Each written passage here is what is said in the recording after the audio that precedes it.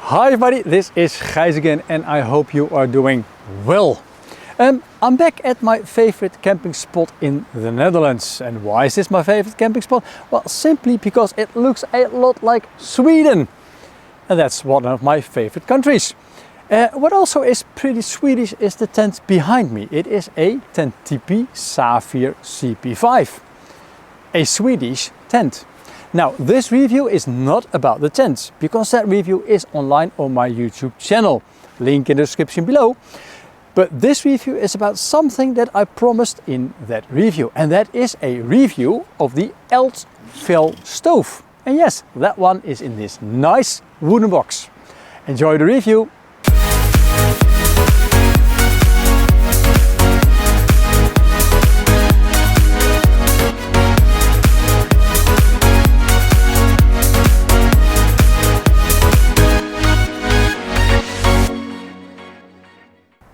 Welcome back to the review of the Tentipi Eldfell stove.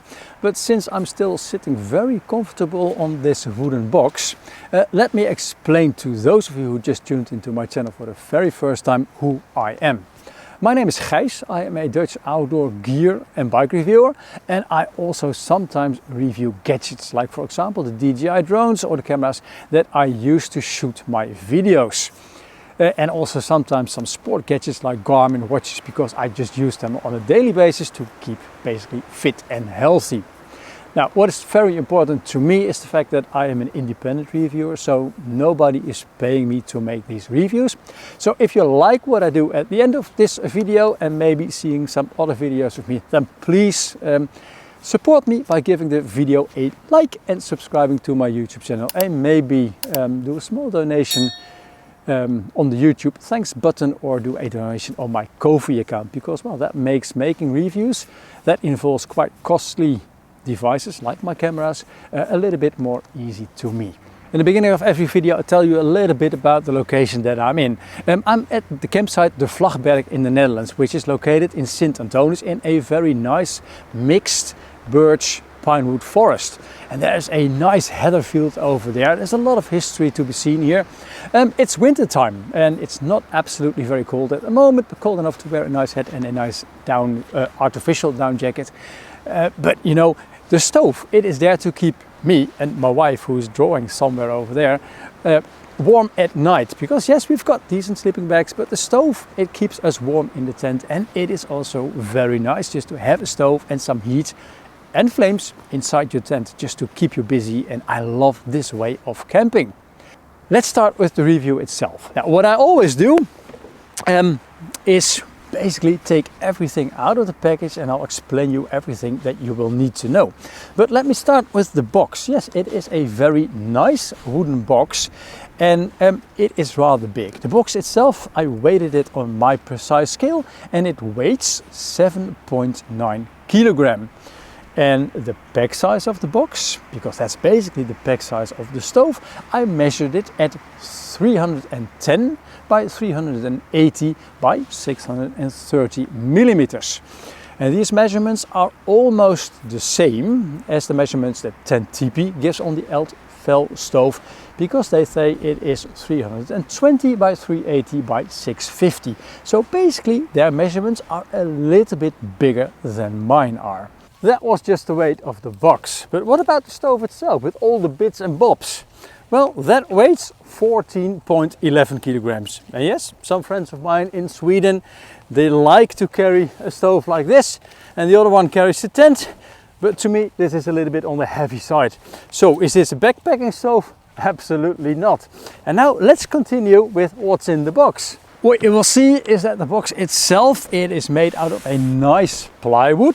It's not coated whatsoever. This is something that you can do by yourself. And this is what I mean, the metal protection around it. Under here there are some sharp edges, so beware of that, and that's why I'm always wearing my gloves. Now, of course, it's got two latches, is that how you call these? There is a little ring on here so you can put a lock on it. I don't really know why, but it can be done. Now, opening it is of course pretty simple.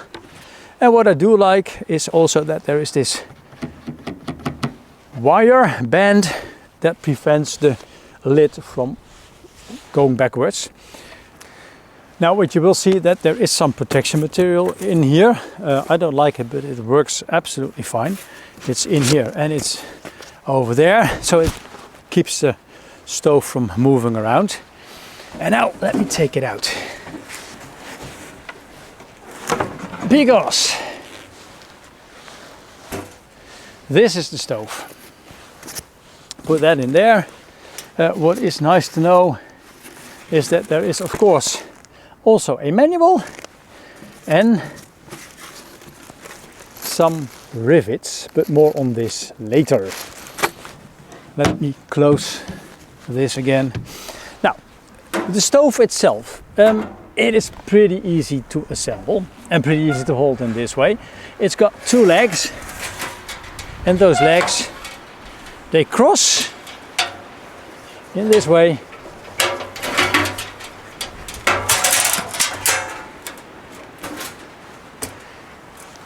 And this is how the stove stands. Now, when I open up, you will see that there is this piece of styrofoam in here that prevents basically what's in there going up and forth. Let's put that there as well. And now let's take everything out. I'm not sure you can hear this, but there is a jet fighter exercising again. Now, the last part, this is basically the part where you burn the wood on.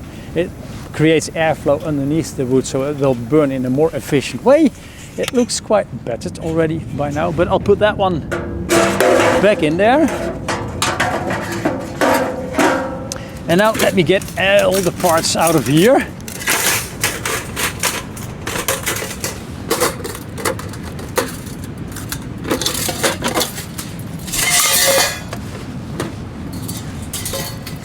And one other part somewhere.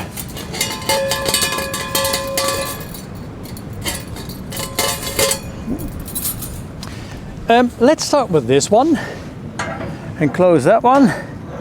This is the piece that goes on top of the stove, like so. And there is a little chain with a little thingy that goes into the little hole. And this prevents it from going anywhere. And this is basically where you put the pipe sections onto. Now this is the extension thingy that goes around the pipe. The pipe is in this mesh part, and this one prevents basically the pipe touching the tent fabric and preventing that it might burn or melt. I lost the word what it's actually called at the moment. Now then, in here, the top that goes, the thing that goes on top, that is of course the spark arrestor, and this prevents sparks from flying around and getting into the woods or maybe damaging your tent fabric. That's the other one. And then you've got, in this case, 1, 2, 3, 4 sections of chimney pipe. Now, I should explain this a little bit. Since Tentipi makes different sizes tents, from the CP5 to the CP15, and they need to fit this stove in every tent and not making a separate stove, what they do is they change the amount of basically pipe sections. And in the case of the CP5, you only need 1, 2, 3, 4 sections. And when you assemble everything, the total length on top here is 2 meters and 80 centimeters. Quite tall for the CP5. One thingy, the length is 460 millimeters and the diameter is 80 millimeters. And that's a little bit bigger and wider than at some other stove manufacturers, just for your information. But now, this stove goes in that 5, the CP5. If you have a bigger tent, for example the 7, you just get extra pipe section, because the tent of course it's taller, so it needs to go higher. When we talk about the weight that I mentioned, the 14.11 kilograms that I measured for all the steel bits here, That is for this stove. Now, when you buy the one for example, the CP15, their biggest tent, of course you get more sections, so the weight increases. And then you will end up with a weight of 15.5 kilograms for the total package. Of course, the box stays the same and everything will fit inside the Eldfell stove. That means also that if you have a 5CP and your family gets bigger or you get more friends, then you might want to buy a bigger tent. Do you need to buy a new stove? No, you don't, because you can buy these sections, of course, separate. They cost 38 euros. So if you buy a bigger tent, you can make the Eldfell stove adapt to your bigger tent. And if you have this one for the biggest tent, it has a total height of 420 centimeters. So that is absolutely quite tall. Assembling this, most of the time I do this inside the tent, but it's dark there, so let me do this outside the tent. You've seen this already. Now what goes on top of this is of course section 1, section 2, section 3. And yes, now, well, it's getting quite tall if I put that one on top there. So what I most of the time do is now I take this one, put it on top of the chimney pipe, and then I start assembling this little part. And because this is a thing that can be extended, it is quite nifty to do. And that nifty part is basically this little ring. Because when you look at the instruction video of Tentipi, what they say is you slide this pipe underneath in there, and then you can put it on top of here, and then you can make the extension thingy as long as you need, basically to fit the tent. Now, because this is the smallest one, I'm not really sure if this stove or this system is really adaptable to this tent. So I came up with a sort of different method. What I do is I take the spark arrestor off. And of course, when I do this, I don't put the spark arrestor on first, but I take this piece of pipe that goes below this one, the spark arrestor, in first, totally down, and then I pull the inner extension pipe a little bit, the isolation pipe. Now the nifty part is that I have to get this round part in here. With the chain, it's not easy. It's got two flat notches here, so it can only go in one way basically, and like so. And now you have to get the metal hooks through the mesh, and this is not the most easy, but now it goes absolutely quite well. What you can see now is that the ring is here. Now I fold it back again, and what I do now is take the pipe that I put in first, I take it out, then I put the spark arrestor on there like so, slides a little bit backwards, then I put the top hook on the spark arrestor, and in this case it can be totally in the top. And the next thing is that I put on this side, I take another piece of pipe that should go in here. Now that one was on top of the stove. I put this one on there, and now I can extend the whole thing. So this whole piece will cover the cloth that is basically in the tent as the, well, basically the point where the chimney goes through. Now let's get the stove in the tent, because it is getting pretty dark. I am hungry, my wife is done with painting, so we're gonna cook, have a nice evening, and I'll tell you more tomorrow morning.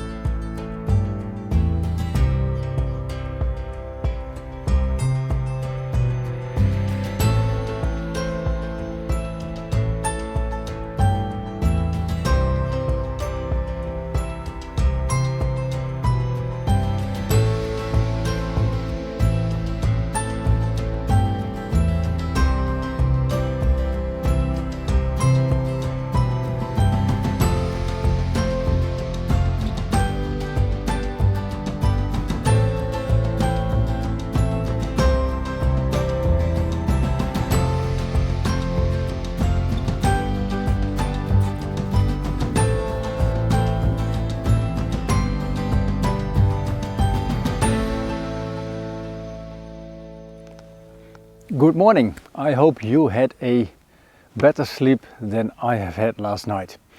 It's got nothing to do with the tent, the stove or the campsite, maybe a little bit, because during the night I was woken pretty early because of some crows flying around here and making a hell of a noise.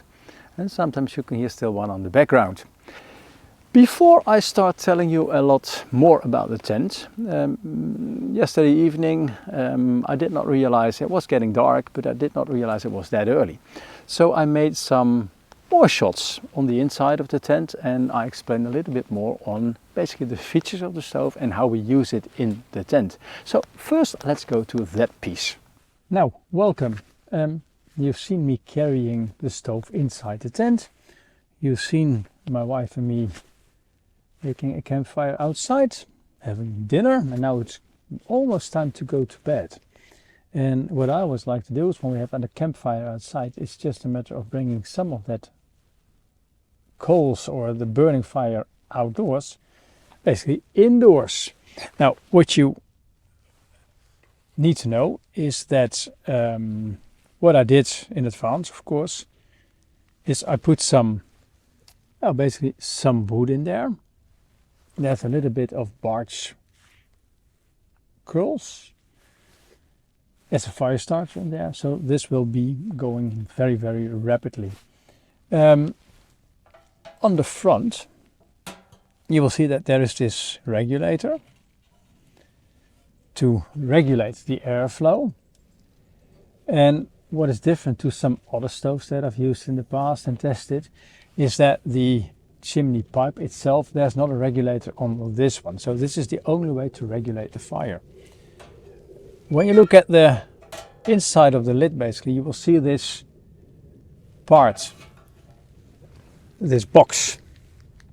And this box, it makes the airflow basically go underneath. So it does not go directly into the combustion chamber. No, it goes downwards and then underneath basically where the wood or the burning material is. And that makes this a very nice, efficient stove. What you might want to know also is, do you see it's getting quite cold. I saw the moon, so it might be getting a really cold night tonight.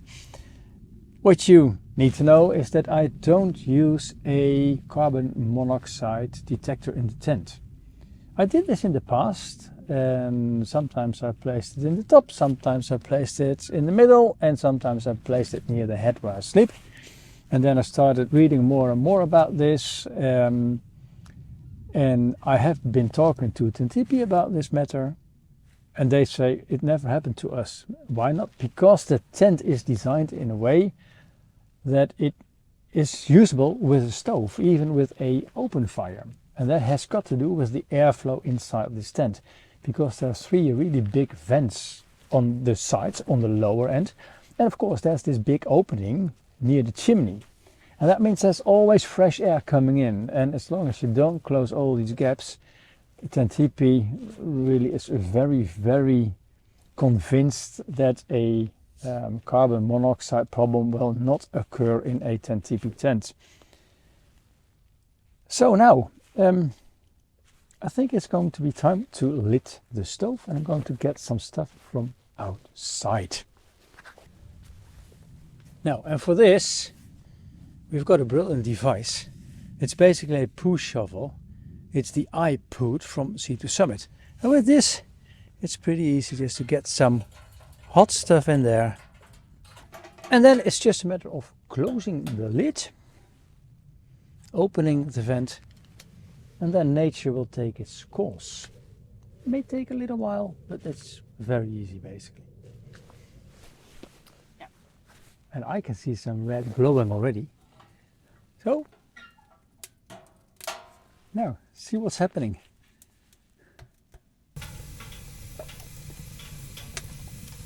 It's burning.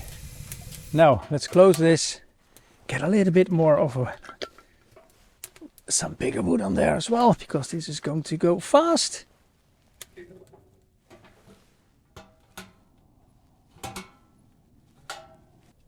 What I always like to do is measure stuff, like the sizes of the stove in the beginning and the weight. And since I'm testing stoves, I always borrowed a infrared thermometer of one of my friends. My friend has moved, it was not available, so I bought a new one. And this can go from -60 to +550 degrees.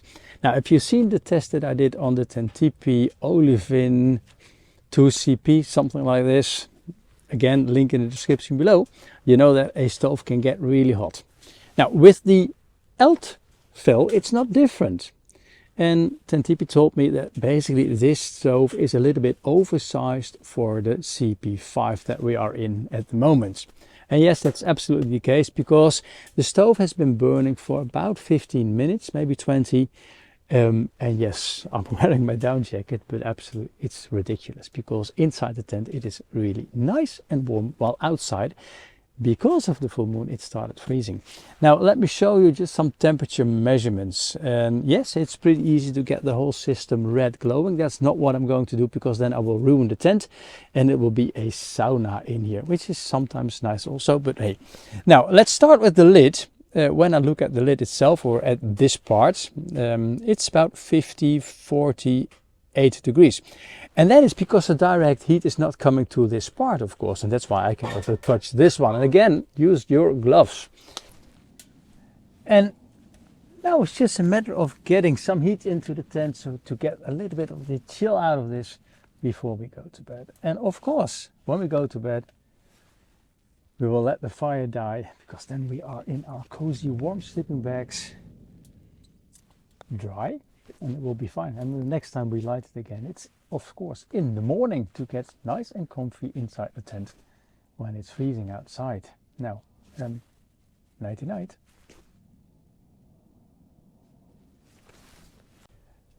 What I always like to do is measure stuff, like the sizes of the stove in the beginning and the weight. And since I'm testing stoves, I always borrowed a infrared thermometer of one of my friends. My friend has moved, it was not available, so I bought a new one. And this can go from -60 to +550 degrees. Now, if you've seen the test that I did on the Tentipi Eldfell 2CP, something like this, again, link in the description below, you know that a stove can get really hot. Now, with the Eldfell, it's not different. And Tentipi told me that basically this stove is a little bit oversized for the CP5 that we are in at the moment. And yes, that's absolutely the case, because the stove has been burning for about 15 minutes, maybe 20.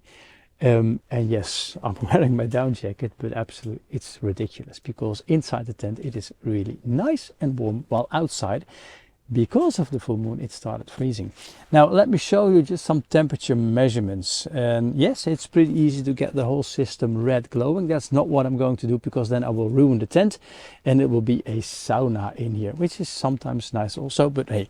Now let's start with the lid. When I look at the lid itself, or at this part, it's about 48 degrees. And that is because the direct heat is not coming to this part, of course, and that's why I can also touch this one. And again, use your gloves. Now, if we go to the belly, to the side of the combustion chamber, you will see that it's getting into the 140, 45s. And I know that the fire is dying already a little bit, because, well, not too long ago, it was about 160. Now, if we go to the top of the stove, where you can do your cooking, you will see it's getting into the 175.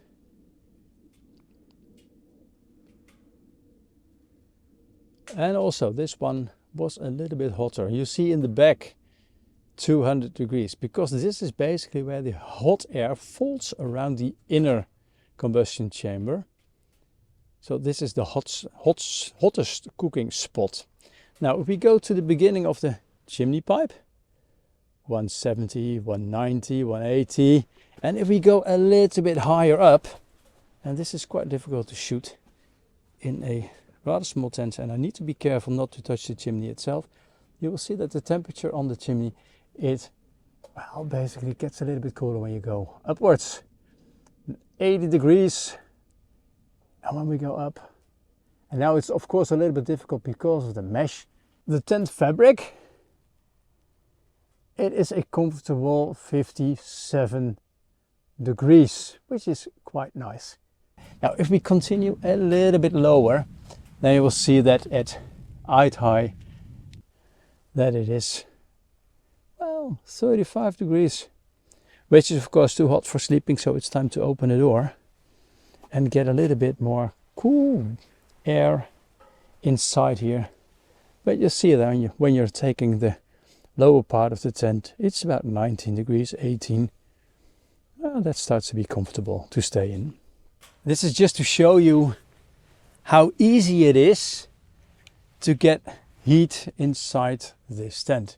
And yes, that the stove is maybe a little bit oversized for this tent. So when you're doing this, be gentle on the wood. It saves a lot of energy if you don't burn all your wood and get a very hot temperature inside this tent.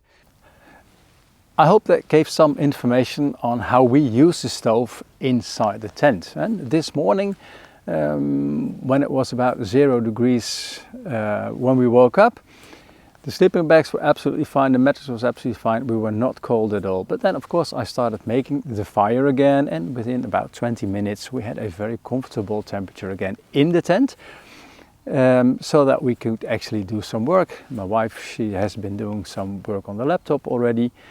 I've done some client jobs that I need to get some emails out. So in that way, yes, that stove is also very, very practical.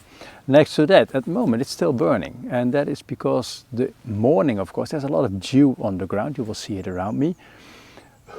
Maybe you even see it with my breath. It's quite humid, so when we leave here it's nice to have the tent fabric dry again. So that's what the stove is basically doing at the moment.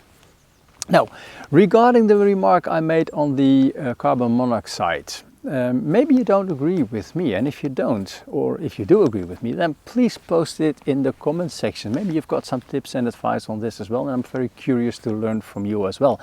I might not use it in this type of tent, but of course when I have a smaller tent with less ventilation, yes, of course, then I do need that device. Now, there are a few things that I did not mention so far, and one of them is that, well, when I put the stove in the tent, you might or might not have seen that I put the stove on a cowhide. Because when you're using a stove in the tent, of course the tent floor itself is made of plastic. When a piece of ash, coal, wood drops out of the stove, you will damage the tent fabric, which is of course not what you want. And already for a long time I'm using a very big cowhide to put underneath this, because the cowhide, the hairs, when something falls on it, you smell it, but it also distinguishes immediately whatever drops out of the stove. Now, not everybody buys maybe a cowhide, maybe you're a vegan or a vegetarian. Then what you can do is of course buy one of those silicone mats. This one is one from Winnowell that I bought a while ago. You can put that underneath the stove, and when something falls out, this will protect the floor in your tent. And this is of course of key importance. The other thing that I did not show you yet is that the Tentipi is designed around a stove.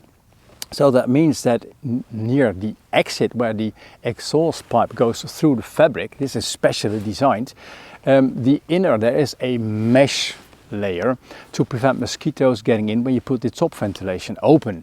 Now this mosquito part I always fold it backwards so it does not interfere with the chimney. The other thing that you need to know is that, well, the top head, absolutely the top part of the tent and the little piece below it where the chimney pass-through is in, you can open it from the inside, and there are, if I'm totally correct, 6 cords that you can pull and then it opens. Now these cords are normally placed close or next to the center pole. When you use a stove, put it to the side. In the tent fabric there are a lot of loops for this. This is the safest way to do this, and that's what I did not mention yet. Now let's talk a little bit about extras, because when you buy a stove you maybe want to buy some extras as well. Well, for this stove there are no extras available, not a scraper, not a brush, not a pipe rack thingy. You will have to buy that somewhere else, and then you'll probably end up at Winnowell, which is one of the leading brands that does a lot of this kind of stuff. I've got some stuff at home. I forgot it this time, so I will need to clean it when I get back home again. But that's really where basically Tentipi is lacking a little bit. But hey, if it's available elsewhere, why should they make this? It's not a very big producer. One thing that I did not talk about, yes, but I mentioned it earlier, is the rivets. The whole body, the combustion chamber, it is assembled with rivets.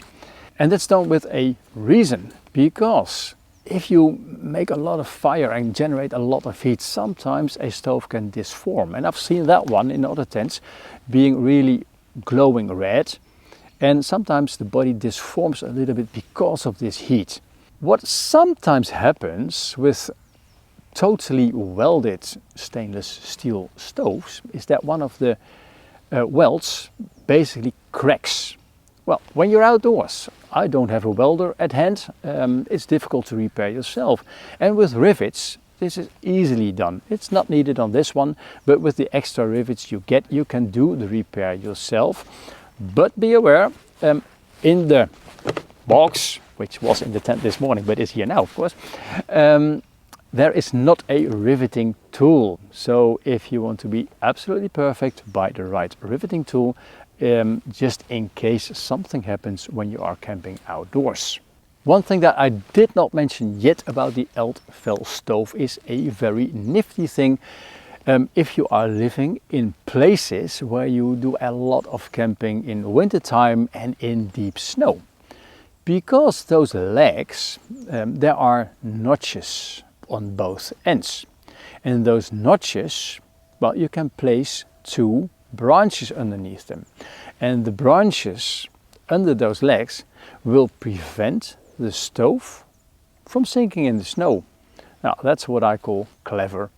That said, now it's time to head on to my verdict. How do I rate the Tentipi Eldfell stove? Now, this stove has been with me together with the tent for the last couple of 3-4 years already, I think. And the stove has held up absolutely super. I don't see any corrosion, no rivets have broken. But then, of course, I never put full power into the stove because it's not for this tent that you should do this. The cooking platform, it's big enough to cook a nice meal for 4 persons, to put 2 pots on there basically. And I like the way that it stands because it is absolutely very stable. And of course, it is also built very, very well. Now, one thing that I absolutely like, and you might see the curve in the chimney, but it's the fact that this chimney is very easily to assemble and also to disassemble.